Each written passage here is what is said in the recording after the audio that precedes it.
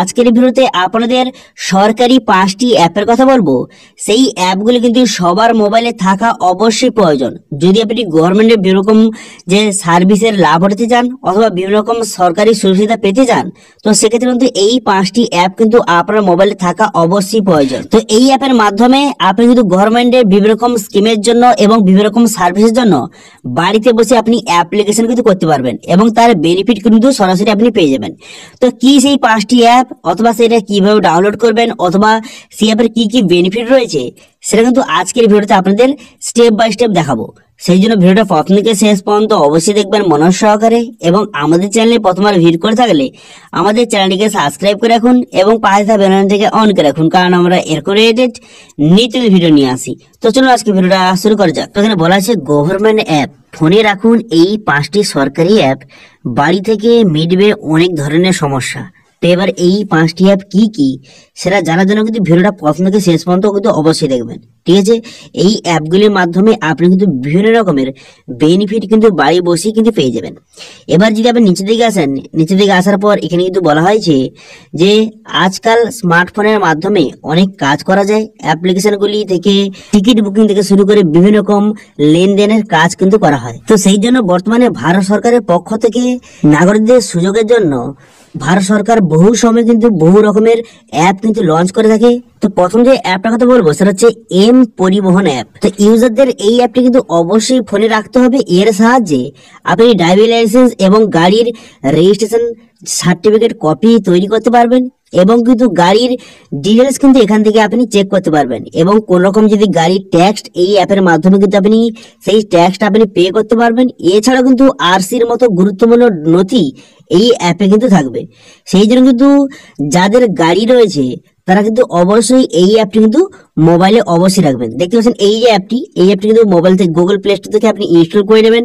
করে নেওয়ার পর এখানে রেজিস্ট্রেশন করে এই অ্যাপে কিন্তু আপনার গাড়ি কিন্তু রেজিস্ট্রেশন করে নেবেন এবং গাড়ির সমস্ত ডিটেইলস কিন্তু এই অ্যাপে থাকবে, ঠিক আছে। এর পরের যে অ্যাপটার কথা বলবো সেটা হচ্ছে উমং অ্যাপ। তো এটা একটি গুরুত্বপূর্ণ সরকারি অ্যাপ। এই অ্যাপের মাধ্যমে বহু মানুষরা কিন্তু সরকারি বিভিন্ন রকমের বেনিফিট কিন্তু পেয়ে যাবেন, ঠিক আছে। যেমন কিন্তু প্যান, আধার, এখানে গ্যাস বুকিং থেকে শুরু করে মোবাইলের বিল পেমেন্ট এবং বিভিন্ন ধরনের সরকারি বেনিফিট কিন্তু এই অ্যাপে আপনি পেয়ে যাবেন। এখানে কিন্তু সরকারি 300+ সার্ভিস কিন্তু রয়েছে এই উমং অ্যাপে।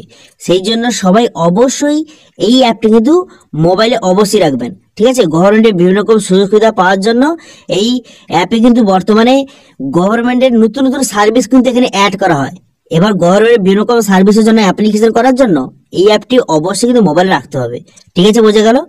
তো এর পরের যে অ্যাপটার কথা বলবো সেটা হচ্ছে এম পাসপোর্ট সেবা। তো পাসপোর্ট সেবা অ্যাপ। তো এই অ্যাপের মাধ্যমে পাসপোর্ট সেবার কিন্তু বা পাসপোর্টের বিভিন্ন রকম কাজ কিন্তু করতে পারবেন।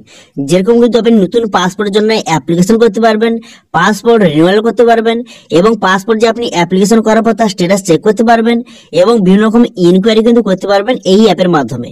তো সেই জন্য গুগল প্লে স্টোর থেকে এই অ্যাপটি অবশ্যই ডাউনলোড করে নেবেন। দেখতে পাচ্ছেন এই যে অ্যাপটি এম পাসপোর্ট সেবা, এই যে অ্যাপটি এখান থেকে ইনস্টল করে নেওয়ার পর অ্যাপটি ওপেন করে এখান থেকে পাসপোর্টের বিভিন্ন রকম ডিটেইলস কিন্তু চেক করতে পারবেন, ঠিক আছে। এবং যারা নতুন পাসপোর্টের জন্য অ্যাপ্লিকেশন করতে চান খুব সহজে এখানে আপনি অ্যাপয়েন্টমেন্ট কিন্তু বুক করতে পারবেন। ওকে, বোঝা গেল, ক্লিয়ার। তো সেই জন্য এই অ্যাপটি আপনার মোবাইলে থাকা অবশ্যই কিন্তু প্রয়োজন। যদি আপনার পাসপোর্ট রিলেটেড কোন রকম যদি আপনার যে জানার ইচ্ছা হয় অথবা নতুন পাসপোর্টের জন্য অ্যাপ্লিকেশন করতে চান অথবা যদি আপনার কাছে পাসপোর্ট থেকে থাকে এই অ্যাপটি অবশ্যই কিন্তু মোবাইল রাখবেন, ওকে। তো এর পরের যে অ্যাপটার কথা বলবো সেটা হচ্ছে ডিজি লকার অ্যাপ। তো এই অ্যাপটি কিন্তু গুরুত্বপূর্ণ একটি অ্যাপ। এটা কিন্তু আপনার সমস্ত যে ডকুমেন্টস নথি কিন্তু এই অ্যাপে আপনি যে সংরক্ষণ করে রাখতে পারবেন, ঠিক আছে। আপনার যে কোনো সার্টিফিকেটের কাছ থেকে শুরু হোক অথবা আপনার যে কোনো গভর্নমেন্ট কোনো মার্কশিট অথবা আপনার যে কোনো কলেজের মার্কশিট সার্টিফিকেট এই অ্যাপে কিন্তু আপনি অরিজিনাল ডকুমেন্টস কিন্তু ভেরিফাইড ডকুমেন্টস কিন্তু এই অ্যাপে আপনি জেনারেট করতে পারবেন অথবা এই অ্যাপে আপনি ডাউনলোড কিন্তু করতে পারবেন। কোনো কারণে আপনার সার্টিফিকেট হারিয়ে গেছে অথবা কোনো জায়গায় আপনি কিন্তু সার্টিফিকেটটা নিয়ে যাননি, তো সেক্ষেত্রে এই অ্যাপে কিন্তু অরিজিনাল আপনি ডকুমেন্টস ডাউনলোড কিন্তু করতে পারবেন, ঠিক আছে। সেই জন্য এই অ্যাপটি অবশ্যই মোবাইলে থাকা প্রয়োজন। তো এর পরের যে অ্যাপটার কথা বলবো সেটা হচ্ছে এম আধার অ্যাপ। তো এই অ্যাপে কিন্তু আধার কার্ড রিলেটেড সমস্ত রকম কাজ কিন্তু করতে পারবেন। যেমন এই অ্যাপের মাধ্যমে আপনি আধার কার্ড ডাউনলোড করতে পারবেন, আধার কার্ডের স্ট্যাটাস চেক করতে পারবেন, আধার কার্ডের ডকুমেন্টস আপডেট করতে পারবেন। এছাড়াও কিন্তু আপনি আধার কার্ডের অ্যাড্রেস চেঞ্জ জন্য আপনি অ্যাপ্লিকেশন করতে পারবেন। এছাড়াও বিভিন্ন রকম কাজ কিন্তু করতে পারবেন, ঠিক আছে। এবং আধার কার্ড অ্যাপ্লিকেশন করার পর তার স্ট্যাটাস কাজ থেকে শুরু করে আপনার আধার কার্ডের সঙ্গে কোন ব্যাংক অ্যাকাউন্ট লিঙ্ক রয়েছে সমস্ত ডিটেইলস কিন্তু চেক করতে পারবেন। এবং আপনি আধার কার্ডে A to Z ডিটেইলস কিন্তু এই অ্যাপে আপনি চেক করতে পারবেন, ঠিক আছে। তো এই 5টি সরকারি অ্যাপ কিন্তু আপনার মোবাইলে অবশ্যই থাকা প্রয়োজন, ঠিক আছে।